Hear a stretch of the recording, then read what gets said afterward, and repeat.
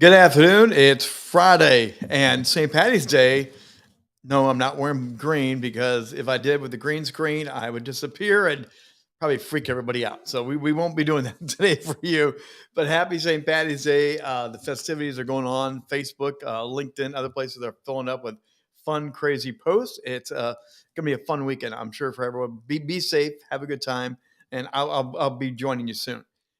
Today, we're going to be talking about tips on creating a new show.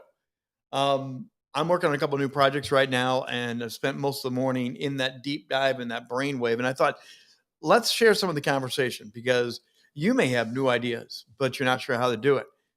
Maybe the shows that you've created haven't quite gone on with the pop and pizzazz that you wanted because you didn't know how to build it out. You didn't know how to plan it. So let's give you some media insights today to create that next new show, or maybe to reinvigorate a show that you got.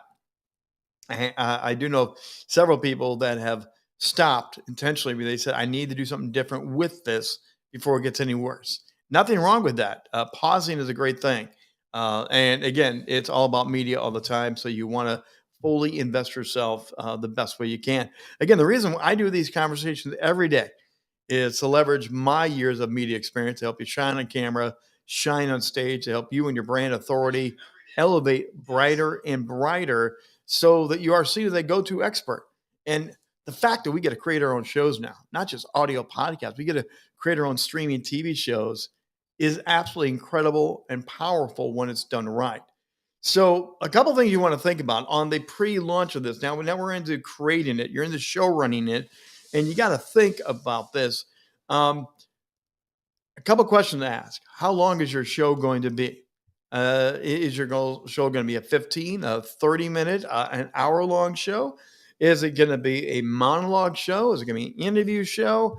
Is it going to be a variety pack of different elements? And you have different segments like you would have on a news journalism show, and you have the weather, the sports, whatever. What type of show are you going to develop? You got to really nail that down early on. You can always edit and ad lib it, but from the creative side of knowing what elements you're going to have, that will help you decide what sort of guest format, what sort of sponsorships you want for it. It's going to help you with branding and marketing of what this show looks like. So, what's your concept for the show? You got to figure that out before you launch, before you do anything. What's your concept? With that, figure out how often this show is going to air. Now, my current show, Rock to Sage Media, we go every Wednesday, 7 p.m. Eastern. We are live. It went from an hour long interactive show. We're now a 30-minute interactive show, but we changed it from just a one platform to multi platforms. That's the evolution of a show. But right now, as you're beginning a new show, thinking about show running, how often do you want? Do you want it every week? Do you want it twice a month? Do you want it once a month? How are you going to have this show appeared so people know what to expect and standardize it so you can promote it well? And promotion's part of it now. As you get deeper into your pre-show discussion planning with your partner, with your creative team, you're going to want to figure out, okay, if we're going to launch on this date, here's our target date to launch. We're going to talk about more of the elements to get ready. But if you're going to launch on XYZ date, how long of a backlog do you need to do promotion, pre-setup, pre-interviews, make things sure ready to go so the show number one is ready to go? And that could be a 4 week, that could be a 2 month. You have to figure out what you need to do to have your launch date. But a big point here, again, think like TV, think like radio, think like movies. You know you want to launch it on June 10th, but your show needs a lot of buildup and a lot of hype and a lot of PR. When you mark that on the calendar, we're going to do that. Now you have to figure out how long of a ramp up of media clips, teasers, commercials, giveaways, whatever you're going to do to build the momentum. You now have to figure out that launch pattern to build up the big, wow, it's great. It's here. We're excited. Don't just launch a show and say, hi, we're here. Take exactly what the media has done and leverage that into what you're producing for your show. Now, there is background design. What is your show going to look like? And this is a big one for me because this sets an emotional vibe. paints a picture of where you're at. If you're on video, if you're doing your shows, now you have the option of the virtual screen, you creating your own environment, you can set the vibe, you have moving backgrounds, you have static. You can do your in-person studio and create your in-person studio. I've seen some great ones lately. Some in-person people, wonderful and knocking it out to make them look at very cool. And fan engagement wise, they're doing some fun things that you can do with that too. But figure out what your setting is going to be. One trick here, I can share this one. One trick is if you're working with a partner, your co-host, your special segment people, if you want to make it look like it's all in the same studio, share the same background or a slight camera angle where it looks similar, but it's the same room, but not the same exact camera angle. Share them, and you can look like you're in the same studio together virtually. It adds a little level of professionalism. It adds that thing of like, wow, this is a cool show. It's not in someone's kitchen or bedroom or backyard, and you're in the studio. You're all together. And it just adds that polish to what you're doing. When it comes to that, how long do you want your segments to be, your show to be? And the other question with that one is this going to be a live or is this going to be recorded? Most of my shows are absolutely live, in the moment, real live shows. I love it. I love not knowing what's going to happen. I love the interactive of the virtual guests that come on, the audience. And there's also the way that you could do the very same thing, but you pre-record it. With pre-recorded, you can always edit. You can do some jump cuts. You can do some creative things with a pre-recorded show. Now, do you want to let everyone know it's pre-recorded, or do you want to have it be, hey, this is recorded, but we're never going to tell you it's recorded and make it look like it's live? That's part of your talent. That's part of your planning of how you make it feel in the moment. Late night shows are recorded in the middle of the day out in Hollywood. They are pre-recorded.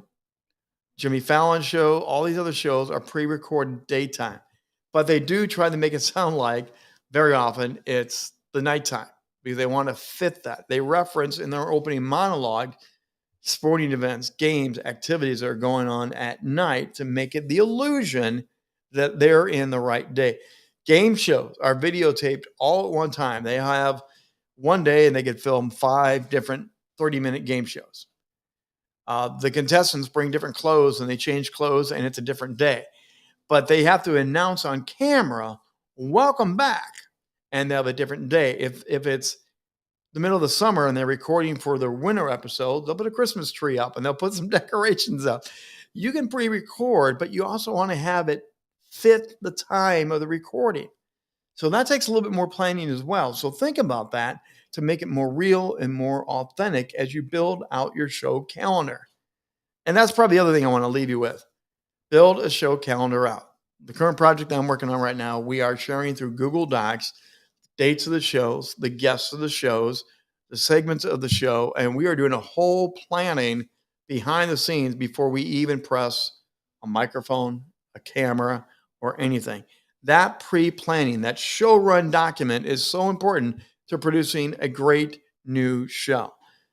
Someone gets sick, you can edit and bring somebody else in. If a segment goes long, you need to update and change it. It can become a real life document for every show. So every show of ours will have a show run. We have a pre-show run calendar that we are building out even now as we're developing this new show. That includes sponsorships. If you're seeking sponsors, add that to your pre-show planner so everyone can see what sponsors you have.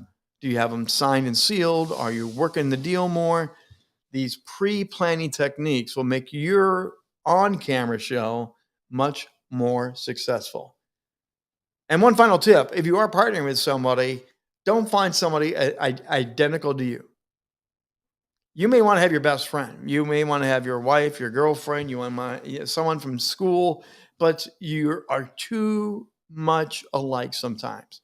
I really encourage you to find somebody that's similar but different. Because on camera, one of the best things you want to have is that ability to challenge each other, tease each other. You don't want another yes man where they're just everything is yes, they totally agree with you. You want to have the point counterpoint on many of your shows now. So intentionally think about who you want to be your partner. Do they have the energy? What time of day are you going to be videotaping? So forth and so on. But your partner is an incredible element to your planning your new show. I got a lot more on all this. I plan, I produce, I co host many shows with people, and I love being in this creative element. If you want to know more about some of the areas that you want to explore, are you thinking about creating a brand new show? Is it in development right now?